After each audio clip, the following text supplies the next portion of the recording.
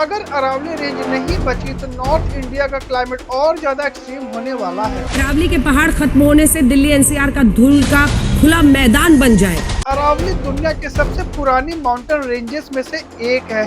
अरावली की पहाड़ियों की उम्र 250 करोड़ साल पुरानी है। इसीलिए गुरुग्राम, फरीदाबाद और साउथ दिल्ली हर साल पहले से ज्यादा हीट फील करते हैं।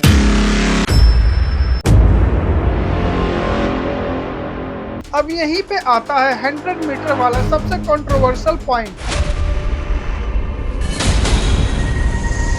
100 मीटर के फॉर्मूले को लागू किया गया और उसके बाद देखिए पूरे इलाके का क्या हो गया। इस सवाल उठता है, अरावली खत्म क्यों हो रही है? Aravali range from illegal mining. Aravali range from illegal mining. अगर मैं आपसे कहूं कि दिल्ली एनसीआर की हवा, पानी और आने वाले सालों की गर्मी का डायरेक्ट कनेक्शन अरावली माउंटेन से है तो आप सोचेंगे इतना भी क्या इम्पैक्ट होगा। लेकिन सच ये है कि अगर अरावली रेंज नहीं बची तो नॉर्थ इंडिया का क्लाइमेट और ज्यादा एक्सट्रीम होने वाला है। आज हम रोज न्यूज चैनल पे सुनते हैं heat wave alerts, water crisis, air pollution emergency. हम व्हीकल्स, पॉपुलेशन और क्लाइमेट चेंज को ब्लेम कर देते हैं, लेकिन एक साइलेंट प्रोटेक्टर है जिसका नाम हम धीरे धीरे भूलते जा रहे हैं और वो है अरावली माउंटेन्स। ये सिर्फ पहाड़ की एक लाइन नहीं बल्कि एक नेचुरल सिस्टम है जो हजारों सालों से हमें बिना बोले प्रोटेक्ट करता आ रहा है। अरावली दुनिया की सबसे पुरानी माउंटेन रेंजेस में से एक है, हिमालय से भी ज्यादा पुरानी, लगभग 3 बिलियन साल से भी ज्यादा पुरानी। ये गुजरात से राजस्थान, हरियाणा और दिल्ली तक फैली हुई है। इतनी पुरानी होने के बावजूद अरावली आज भी एक्टिवली काम कर रही है हमारे वेदर,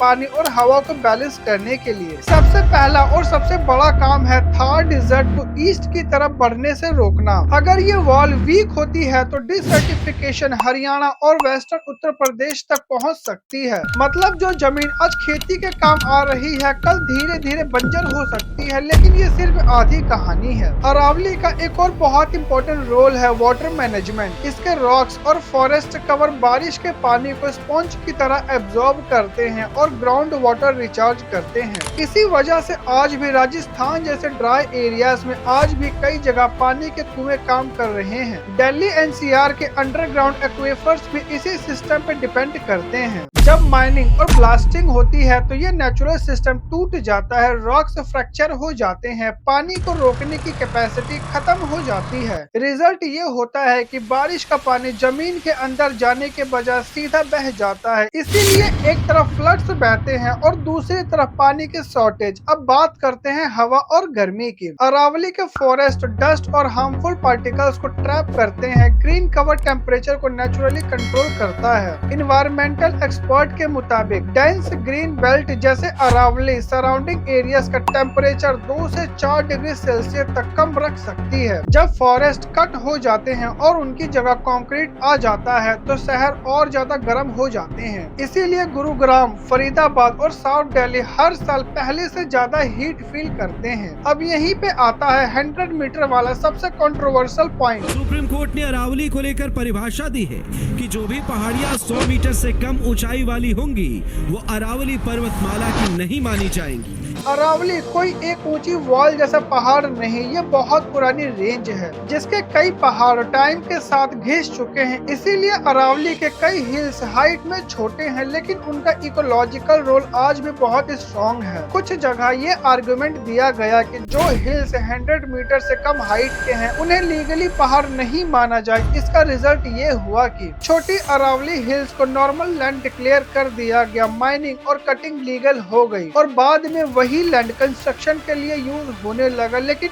एक बात याद रखिए, नेचर हाइट नहीं देखती, चाहे हिल्स 30 मीटर्स की हो या 300 मीटर की। अगर वो पानी को रोक रही है, सॉइल को होल्ड कर रही है, हीट और डस्ट को कंट्रोल कर रही है तो वो इकोसिस्टम का इम्पोर्टेंट हिस्सा होती है। सिर्फ हाइट को बेस बनाने का मतलब है पूरे नेचुरल सिस्टम को इग्नोर कर देना। और जब ये छोटी हिल्स खत्म होती हैं तो ग्राउंड वाटर गिरता है, हीट वेव्स बढ़ती है, पॉल्यूशन और डिसर्टिफिकेशन डिसर्टिफिकेशन का रिस्क और ज्यादा बढ़ जाता है। अब सवाल उठता है, अरावली खत्म क्यों हो रही है? जवाब सिंपल है, माइनिंग, अनप्लान्ड कंस्ट्रक्शन और लीगल लूप होल। स्टोन और कंस्ट्रक्शन मटेरियल के लिए डेकेड्स से माइनिंग चल रही है। फार्म हाउस, रिजॉर्ट, हाईवेज और रियल एस्टेट प्रोजेक्ट्स ने प्रेशर और बढ़ा दिया। डेवलपमेंट जरूरी है, रोड्स चाहिए, घर चाहिए, जॉब चाहिए, लेकिन सवाल ये है कि डेवलपमेंट फ्यूचर को नुकसान पहुंचाकर होना चाहिए। एक्सपर्ट कहते हैं कि सस्टेनेबल प्लानिंग से डेवलपमेंट और इन्वायरमेंट दोनों साथ चल सकते हैं। आज अरावली चुपचाप डैमेज हो रही है, कल हम चुपचाप उसका नुकसान झेल सकते हैं। अगर आपको लगता है कि ये सिर्फ इन्वायरमेंट का इशू नहीं बल्कि हम सबके फ्यूचर का इशू है, तो इस वीडियो को शेयर कीजिए और कमेंट में लिखिए सेव अरावली। अगर वीडियो पसंद आया हो तो इस चैनल को सब्सक्राइब करके बेल आइकन को हिट करना मत भूलिएगा।